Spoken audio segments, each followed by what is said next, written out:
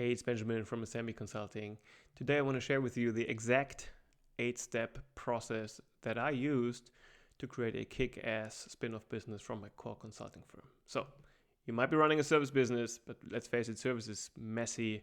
People on the client side, people internally, right? There's a lot of complexity that this brings, and managing a service firm is hard. So, why not look into creating something on the sidelines out of what you're already good at, that is just beautiful to watch and creates cash and profit. So let's dive right in. 8-step process. Step number 1. You want to find a service offering. The good thing is you run a service business. So check your past projects, your past clients, and see, are there recurring things that you do for all of your clients, right? Something that everybody wants out of your client base, because you might be offering a different scope of service, but there might be parts of your service that everybody needs. And this is a good candidate to test as a standalone service for a spin-off. Step number 2, once you've identified such an idea, you have to think about the service delivery model, right? The operational model of it. So is it one-to-one? Is it one-to-many? Is it small groups? Is it done by you, done for you, done with you? Is it a digital or a physical service?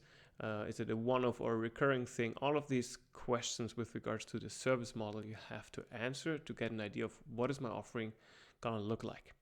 Once you have that, it's time to test. Step number 3, test the idea, value proposition, and acquisition channel at the same time. Now, this is not super scientific or experimental, but what it will do is it will tell you if you will have an easy time acquiring customers for that new service model over existing channels. Because what you don't want is something that you're convinced of, but then you're struggling to find client, because that is not a easy service business. That's, another new venture that needs a lot of attention from you, which you don't have, right? You have to run your core business. So you're looking for something where you have a clear path of acquiring clients. That's number 3. This could be, by the way, either a landing page and Google Ads, could be you creating a sales deck, sending it to your existing client base. So these are just a few options that you can use, and then test how the offering is being perceived. And also you can play around with different, names, headlines, subtitles, and all of these things to make sure it really converts well. If that test is successful, and you'll have to define what success means before starting the test.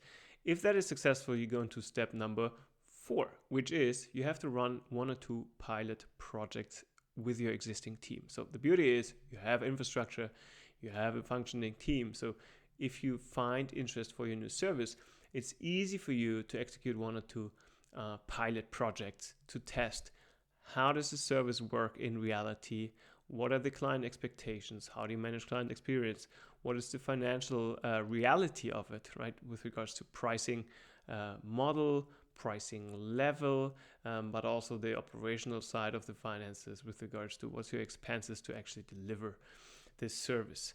So if you have that experience under your belt, 1 or 2 target prospective pilot clients, you can then go into step number 5. This is something that's optional, but I would recommend it. Find a partner, because if you're like me, a service business basically is a 24/7 hour job, so you don't have a lot of time on your hands to invest into this new venture. Finding a partner will help ease that burden, because all of a sudden it's not only you, but there's other people that can support you. The second step obviously is there is somebody that can share the financial investment if there's enough for an investment that you need. And thirdly, this partner will also help with additional know-how, other viewpoints, experience and expertise in other areas, or potentially even complementary services. And lastly, another option is that this partner might have access to the target group that your new service is targeting. So that's number 5. And now the most important step in this whole journey is step number 6, finding a CEO. You can't run the business. I also assume your partner can't, because they probably also run some form of service business. So now who does it? And finding a CEO to run that business is the most difficult part of the whole process, and it's also the most important one. What you're looking for in that CEO is high-level strategic thinking, the hunger and appetite to build something themselves. They can't be afraid of getting their hands dirty. And the most important trait, skill that you're looking for in that person is sales, sales, sales. They have to be a go-getter. They can't be afraid to talk to people without everything being clearly defined. They really have to have, ideally, sales experience, right? So you're looking for someone that's really, really, really strong on the sales side, because in the end, there's nothing there, right? There's no reputation, there's no track record that your new company has. So you really need somebody who's not afraid to really do the grinding that it takes to close the first client. And these things will get easier. But what you don't need is somebody that's very theoretical, things about how the company would look if it had 10 or 50 or 100 clients. You need somebody who's willing to do the dirty work to get first 1, 2, 3, 4, 5 clients. Step number 7, keep the risk and expenses low. Very important. If you think back how you built your business, it took a while to bring it where it's at, right?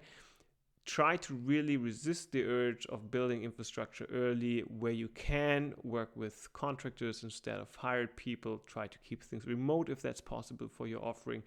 Don't invest into fancy things. Also, don't spread yourself thin over multiple acquisition channels, right? Focus on 1 or maybe 2 acquisition channels and, really focus your budget and energy on those and make them work.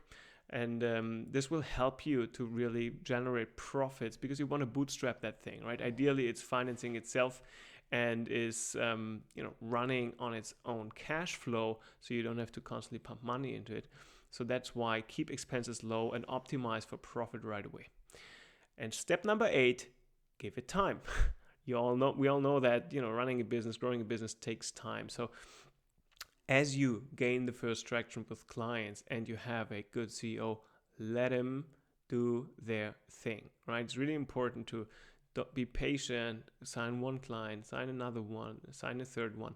Obviously, reevaluate strategic direction and if everything is working well, but really be patient and watch it grow, right? So give this thing time to grow and make strategic adjustments slowly. Don't wait, obviously, if things are not working, but accept that things will fluctuate.